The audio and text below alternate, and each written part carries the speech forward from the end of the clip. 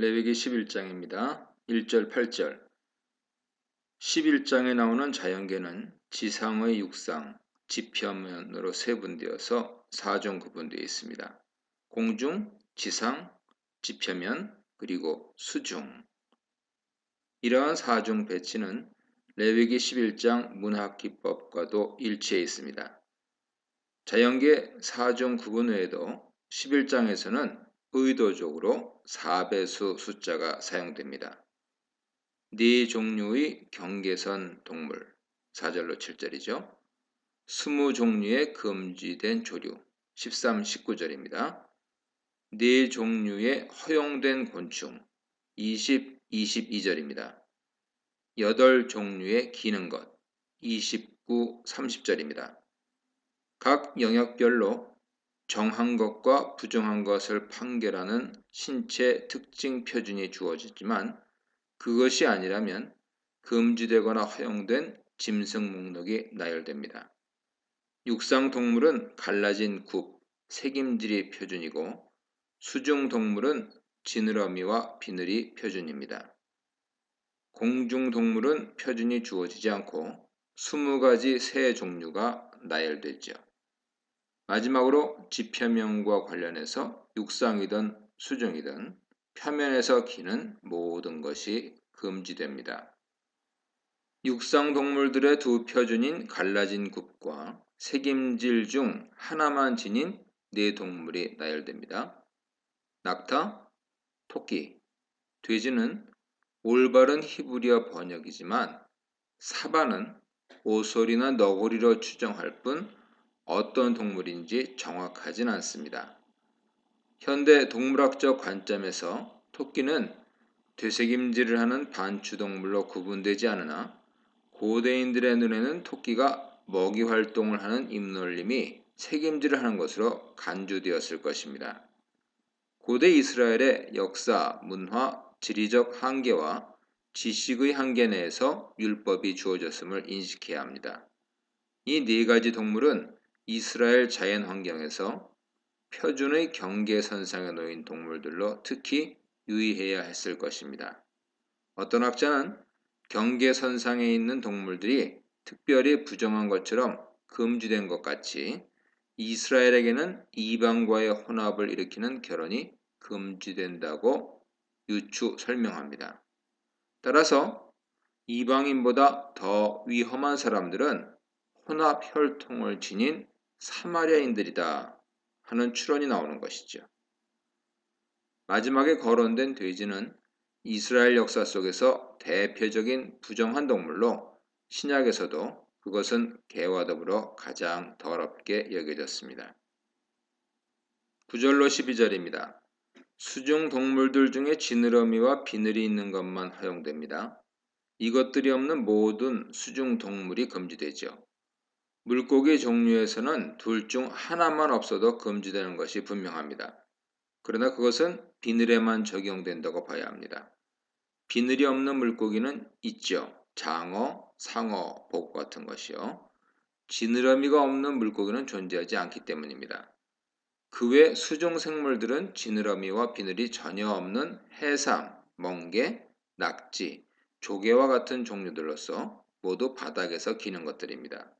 이러한 금지된 수중 동물들은 먹어선 안 되며 그 사체도 접촉을 피해야 합니다. 13, 22절입니다. 새의 경우는 어떤 신체 생태적 특징에 의해 표준이 주어지지 않고 다만 20종류의 새가 금지 목록에 포함됩니다. 이 금지된 새들 중 약 3분의 2는 정체가 파악되지 않고 있죠. 따라서 번역본마다 상이한 조류들이 나열되어 있음을 볼 수 있습니다. 그러나 분명한 것은 이 조류들이 육식 조류들이라는 사실이죠. 따라서 그것들이 금지된 이유는 사체를 뜯어먹고 피를 흘려 다른 짐승을 잡아먹는 특징 때문이라고 확정할 수 있습니다. 곤충들은 날개가 있고 라는 표현에 의해 나는 것의 범주로 포함되고 있습니다. 20, 23절입니다. 그 생태 특징으로 인해 특별하게 취급됩니다. 모든 곤충은 날개가 있지만 기어다니기 때문에 부정하게 여겨지죠. 그러나 기는 곤충들 중에 뛰는 다리가 있는 네 가지 메뚜기 종류는 먹도록 허용됩니다. 메뚜기, 배짱이, 귀뚜라미, 팥쟁이. 역시 이 메뚜기들이 어떤 종류인지 정확하게 알 수는 없으나 메뚜기는 팔레스틴 지역에서 고대로부터 단백질 공급원 역할을 하는 음식이었습니다. 세리요한 대표적인 경우죠. 그것들의 식용이 허용된 이유는 아마도 뛰는 다리를 가진 특징 때문이었을 것입니다. 다시 말해 그것들은 기는 것이 아닙니다. 이러한 정, 부정의 동물을 구분한 기준이 설정되고 또한 부정한 동물의 목록이 만들어진 공통 분모가 무엇일까요? 세 가지만 꼽아봅니다. 가장 널리 알려진 것이 보건위생학적 설명이죠. 먹도록 허용된 것은 몸에 좋고 금지된 것은 나쁘다는 것입니다. 보건위생학적 측면에서 허용된 짐승은 인간 건강을 증진시키나 금지된 것은 건강을 해치고 서식지도 불결해 각종 세균과 바이러스로 병을 유발할 가능성이 크다는 것입니다. 이 견해는 일부 랍비들의 오랜 견해이고 제7안식일 교회는 이 견해를 고수합니다. 분명 보건위생학적 주장은 현대의학 발전에 따라 부분적으로 옳은 측면이 있습니다. 음식법 이외에 다른 정결의식에 대한 율법들을 고려해 볼 때 출산한 산모를 장기 격리하고 곰팡이와 피부병 취급과 같이 엄격한 생활 환경의 청결을 요구하고 또한 질병 원인이 될 수 있는 사체를 멀리하게 하는 등 보건위생학적 동기가 있었음이 분명합니다. 그러나 금지된 짐승들에는 영양학적으로 매우 우수하고 위생학적으로 아무런 문제가 없는 것들도 많죠. 반대로 허용된 짐승들 중에도 보건학적으로 좋지 않은 것들이 다수 존재합니다. 멧돼지는 선모충균이 거의 없으나 역시 금지되죠. 한편 어떤 먹을 수 있는 초식성 반추동물은 위험한 기생충의 숙주 역할을 한다는 것이 밝혀졌습니다. 소, 양, 염소는 브루셀라증과 탄저병과 같은 질병을 전염시키죠. 덧붙여 돼지의 선모증병은 고대 근동에서보다는 현대 유럽, 미국에서 더 보편적입니다. 그리고 돼지를 비롯한 금지 동물만이 불결한 생활 습성을 가진 것이 아니라 허용된 것들인 닭, 염소 같은 것들도 역시 인분 같은 것을 먹죠. 그리고 만약 위생적인 동기에서 분류가 됐다면 독초는 왜 부정한 음식으로 구별되지 않았는지 설명할 수 없습니다. 또한 하나님이 인간 건강을 고려해서 그 법을 주셨기에 이 법은 계속 유효하다는 일부 주장은 신학 문제를 내포하죠. 신약은 먹을 수 있는 것과 없는 것의 구분을 완전히 없앴습니다. 안식교는 여전히 레위기 음식법의 항구적 유효성을 주장하지만 이런 폐지는 예수와 사도들의 가르침을 볼 때 명백합니다. 마가복음 7장 14절 이하, 사도행전 10장 9절 이하를 보세요. 하나님께서 건강을 증진하기 위해 주신 법을 자신이 나중에 제거했다 하는 것을 예수께서 제거했다 하는 것은 이해하기 어렵죠. 두 번째로 유행하는 해석은 상징적 해석입니다. 이것 역시 오랜 역사를 지니는데 예컨대 정결한 짐승은 깨끗한 의인을 상징하고 부정한 짐승은 죄인을 상징한다는 것이죠. 갈라진 굽을 가진 동물은 윤리적 구별을 상징하고 책임질은 의로운 삶의 배상을 상징한다는 것입니다. 쥐는 갉아서 파괴하는 습성으로 인해 금지되고 족제비는 간사한 소문내기를 상징하는 동물이죠. 지느러미와 비늘을 가진 물고기는 물살에 저항하는 인내와 절제를 상징하는데 금지된 것들은 쉽게 물살에 쓸려가는 유약한 것들입니다. 돼지는 불결하고 토끼는 겁이 많아 하나님 백성에게 부적합한 짐승들이죠. 그러나 이러한 풍유적인 해석들은 대부분 경건주의자들의 신앙심에서 비롯된 것으로 사람들마다 각기 다른 주석들이 나오게 되고 어떤 일관성이나 포괄성을 갖추지 못합니다. 이러한 근거 없는 성경 해석은 완전한 주관성에 빠지고 만다는 사실을 기억해야 합니다.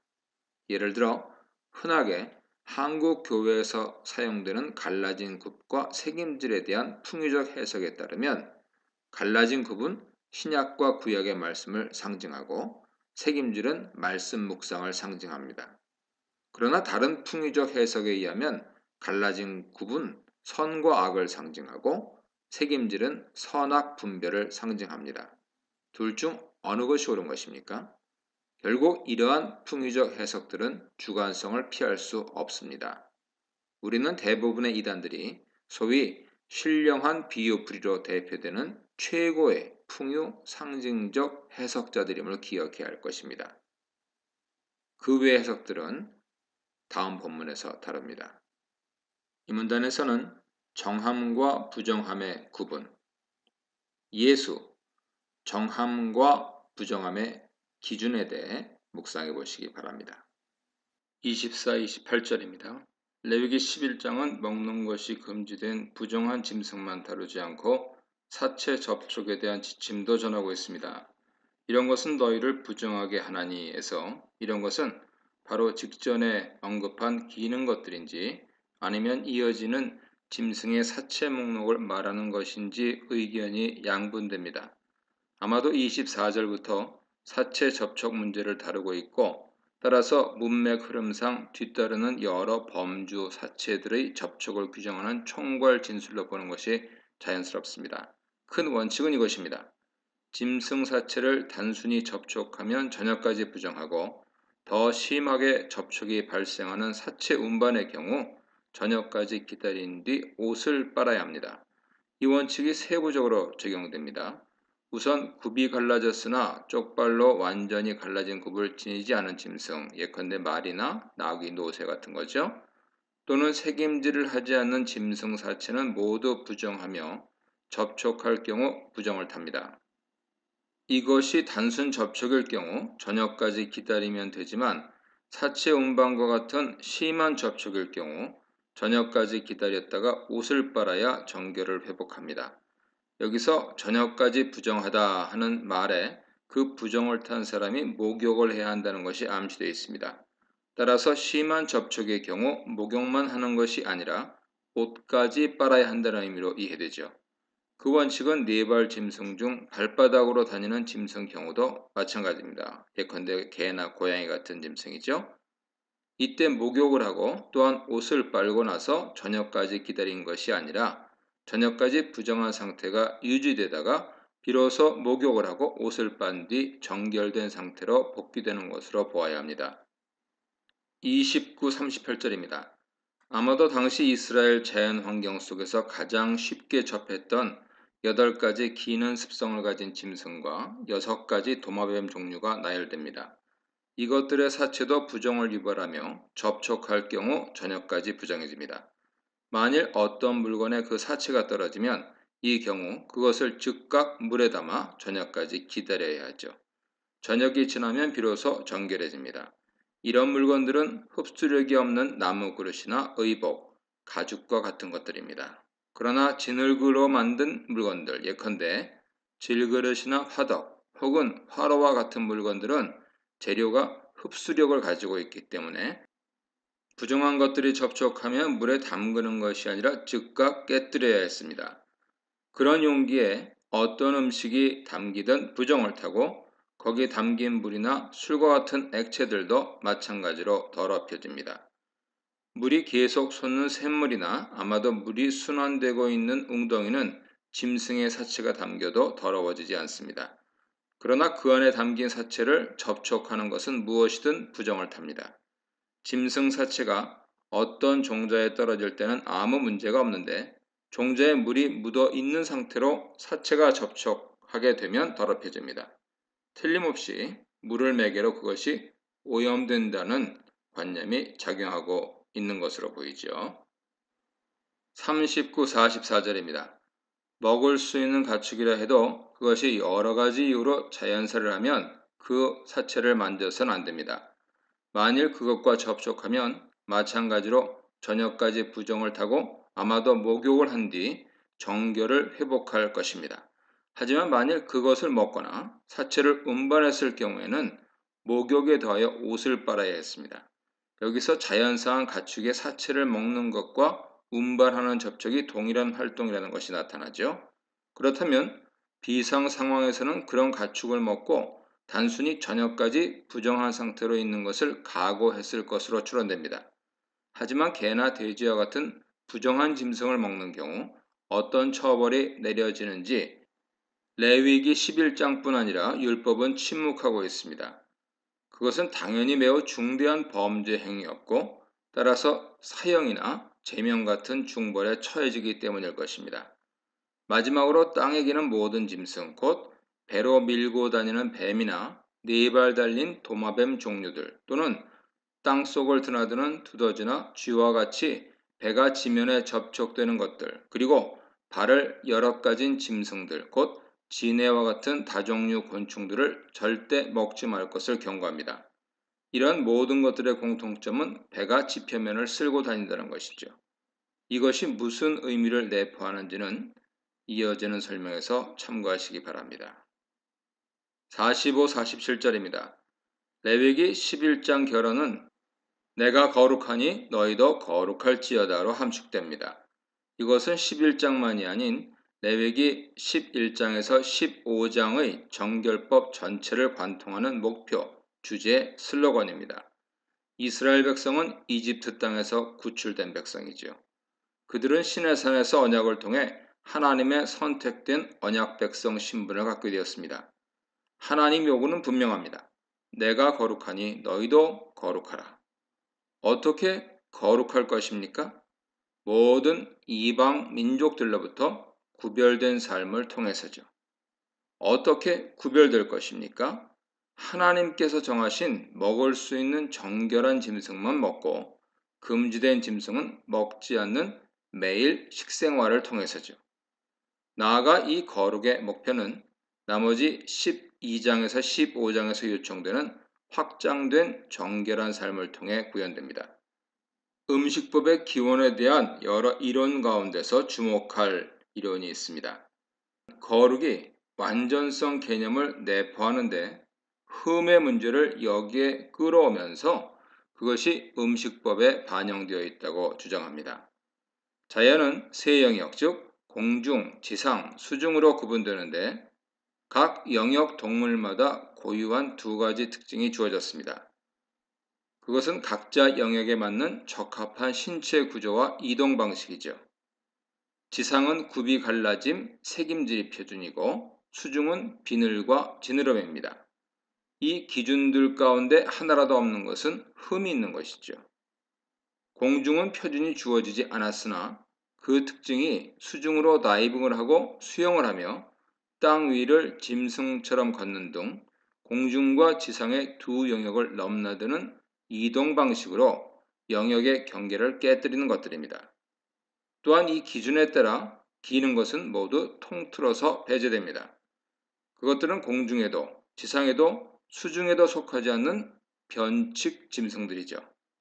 따라서 이런 변칙 동물들, 표준에서 이탈한 것들은 무질서한 것이다 규정합니다. 따라서 흠이 있는 것이고 그래서 거룩에서 먼 부정한 것들이죠. 무수한 반론에 당장에 왜 지상 표준이 갈라진 굽과 색임질이어야 하고 물고기는 왜 표준이 지느러미와 비늘이어야 하는지 설명되지 않죠. 더구나 색임질은 신체 특징이나 이동 방식과 무관한 음식 섭취 방식입니다. 그리고 부정한 새의 기준은 너무 자의적이죠. 모든 새가 다이빙을 하고 수영을 하는 것이 아니기 때문입니다. 게다가 공중을 나는 모든 새는 동시에 땅을 걸어다니므로 두 영역을 넘나드는 변칙으로 간주되어야 하죠.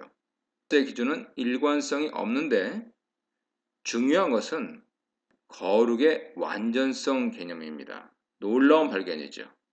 이것은 레위기 전반에 거룩 신학의 토대가 되고 있기 때문입니다. 우리는 11장에서 15장의 정결법 전체를 총괄적으로 관통하는 하나의 원리를 발견해야 하죠. 그것은 생명과 죽음이라는 두 축입니다. 생명에 속하거나 가까운 것은 정결하고 죽음에 속하거나 가까운 것은 부정합니다. 11장 경우 육상 동물들은 대부분 육식 동물, 예컨대 사자나 호랑이죠. 혹은 청소동물, 예컨대 하이에나죠. 이런 것들이 우선적으로 배제되고 먹을 수 있는 초식동물, 즉 가축으로부터 신체적 표준이 만들어져 자연계로 확대 적용됩니다. 공중동물도 모두 시체를 뜯거나 피를 내는 먹이 활동을 하는 조류들이 배제되죠. 지표면을 배로 기는 것은 짐승사체나 뼈가 지표면에 널브러져 있기 때문일 수 있습니다. 수중동물도 바닥에 기는 것들은 같은 이유가 적용될 수 있는 것이죠. 이 생명 죽음의 두 축은 나머지 12장, 15장에도 가장 잘 적용된다는 장점이 있습니다. 이 문단에서는 부정함과 정화의식, 생명과 죽음, 정함과 부정함, 하나님의 거룩, 백성의 거룩에 대해 묵상해 보시기 바랍니다.